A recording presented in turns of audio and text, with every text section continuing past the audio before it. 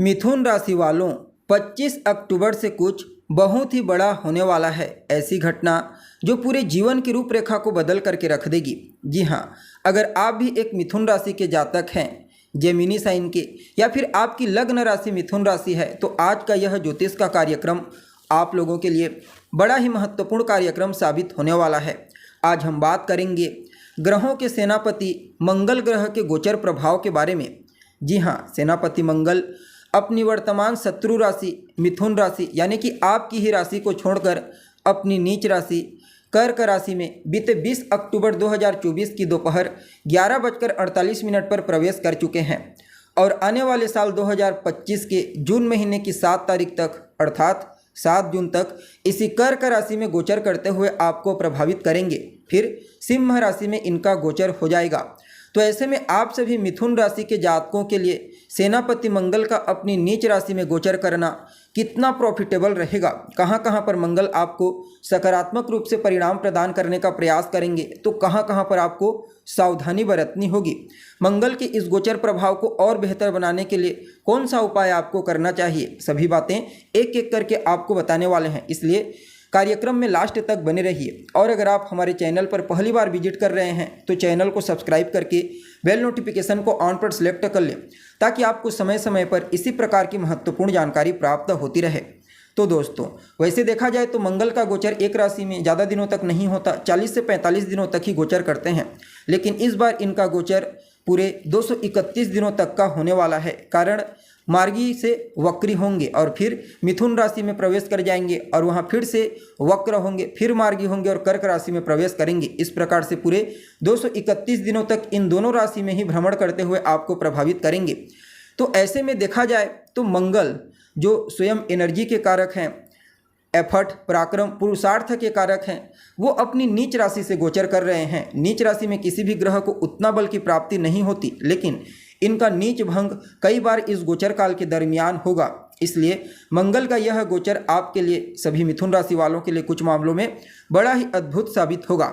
अब देखिए, मंगल आपके 11वें स्थान और आपके 6ठे स्थान के स्वामी बनते हैं और इनका गोचर आपके दूसरे स्थान से हो रहा है। जैसा कि आपको मालूम है, मंगल एक ऐसे ग्रह हैं जिस भाव में रहते हैं या फिर जहां उनकी दृष्टि पड़ती है, उन भावों से संबंधित रिश्तों में गर्माहट उत्पन्न करते हैं। और सेकंड हाउस जो होता है ना दोस्तों, यह आपके कुटुंब, परिवार, आपकी वाणी का होता है।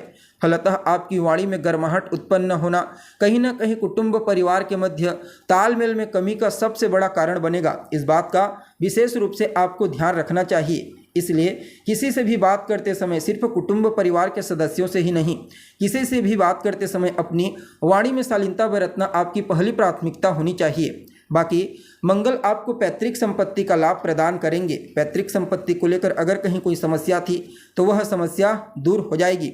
हालांकि एक सिक्के के दो पहलू होते हैं, तो आपकी वाणी में जो गर्माहट उत्पन्न होगी वह रिश्तों में तो तनाव उत्पन्न करेगी, लेकिन जो लोग वाणी से संबंधित कार्य करते हैं, यानी कि जिनका काम ही है बोलना, उनके लिए तो किसी वरदान से कम नहीं होगा। ससुराल पक्ष से भी यह मंगल आपको आर्थिक लाभ प्रदान करने का प्रयास करेंगे। सिर्फ इतना ही नहीं, मंगल आपके लिए लाभ भाव के स्वामी बनकर के सेकंड हाउस से ट्रांजिट कर रहे हैं, महाधनी योग का निर्माण करके। फलतः मंगल की इस गोचर काल के दरमियान धन की प्राप्ति भी आपको बड़ी मात्रा में होने वाली है। आप यूँ समझ लीजिए, किसी बड़े प्रोजेक्ट में कार्य करने का मौका मिलेगा, या फिर रुका हुआ पैसा आपको प्राप्त हो जाए, या फिर कार्य क्षेत्र में कोई ऐसी बड़ी उपलब्धि प्राप्त हो जिससे आपकी फाइनेंशियल कंडीशन काफ़ी मजबूत हो जाए। ऐसी घटनाएं अवश्य मंगल के इस गोचर काल के दरमियान आपके जीवन काल में देखने को मिलेगी। अब मंगल के पास 3 विशेष दृष्टियां हैं, चौथी दृष्टि, 7वीं दृष्टि और 8वीं दृष्टि। तो आपके सेकंड हाउस में है तो इनकी चौथी दृष्टि आपके 5वें घर पर जा रही है और 7वीं दृष्टि आपके 8वें घर पर और इनकी 8वीं दृष्टि आपके भाग्य स्थान पर यानी कि 9वें घर पर जा रही है। तो अपनी चौथी दृष्टि से शिक्षा के क्षेत्र में तो लाभ दिलाएंगे, नो डाउट। वह सभी विद्यार्थी जो स्टूडेंट हैं, किसी भी प्रकार से कोई प्रतियोगी परीक्षा, कंपटीशन एग्जाम की तैयारी कर रहे हैं, उन्हें अवश्य ही श्रेष्ठ सफलता की प्राप्ति होगी। मंगल के इस गोचर काल के दौरान आपको अपने गुरुजनों का, अपने सहपाठियों का सहयोग मिलेगा। कोई नया एडमिशन लेना चाहते हैं, परिवर्तन करना चाहते हैं, तो भी समय आपके फेवर में रहने वाला है। हालांकि पंचम स्थान आपकी लव लाइफ को भी बताता है, तो इस दृष्टिकोण से मंगल का यह गोचर प्रतिकूल रहेगा। अर्थात अगर आप किसी के साथ रिलेशनशिप में हैं तो उसके साथ रिश्तों में तनाव उत्पन्न होगा ही होगा। किसी न किसी बात को लेकर के वैचारिक मतभेद, झिकझिकबाजी अवश्य आपको देखने को मिलेगी। लेकिन यह गोचर आपकी बुद्धिमत्ता, आपकी समझदारी और विवेक को भी काफ़ी हद तक बूस्टिंग प्रदान करेगा, जिसके चलते आपके कार्य क्षेत्र में आपके द्वारा लिया गया कोई भी निर्णय हो वह न सिर्फ आपके लिए फायदेमंद होगा, बल्कि उस निर्णय से जितने भी लोग जुड़े होंगे उन सब के लिए वह प्रॉफिटेबल रहेगा।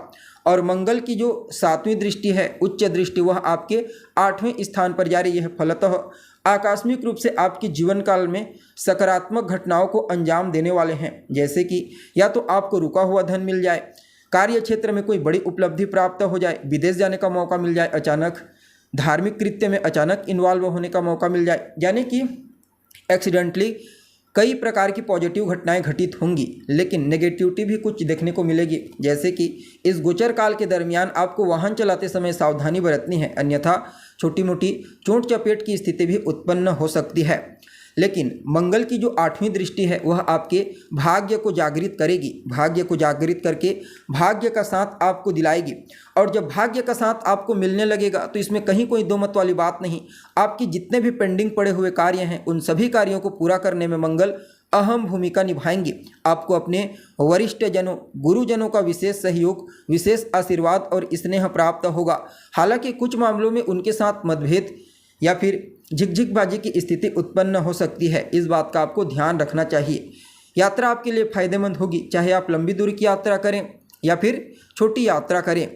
सिर्फ इतना ही नहीं, मंगल की जो 8वीं दृष्टि है वह आपके पिता को भी कार्य क्षेत्र में श्रेष्ठ सफलता प्रदायक साबित होगी। मंगल आपके लाभ और षष्ठ भाव के स्वामी बनते हैं, और भाग्य भाव को देखेंगे तो कहीं ना कहीं रोग, रिपु और ऋण, इन तीनों चीज़ों से भी आपको बचाने वाले हैं। यानी कि आपको स्वास्थ्य से संबंधित कोई समस्या है उसे दूर कर देंगे। आपके प्रतिद्वंदी, शत्रु, विरोधी इस समय आपके सामने नतमस्तक होने पर मजबूर हो जाएंगे, और आपके ऊपर कोई कर्जा है, लोन है, तो उसे भी चुकाने में मंगल काफ़ी हद तक सहयोग करने वाले हैं। बाकी लाभ के तो अवसर आपको प्राप्त होंगे ही होंगे, जैसे कि जिस भी माध्यम से आपके पास धन का आगमन होता है वहाँ से तो आएगा ही आएगा। साथ ही साथ आने वाले 231 दिनों में मंगल कुछ नए सोर्स धन आगमन के आपको प्रदान कर सकते हैं।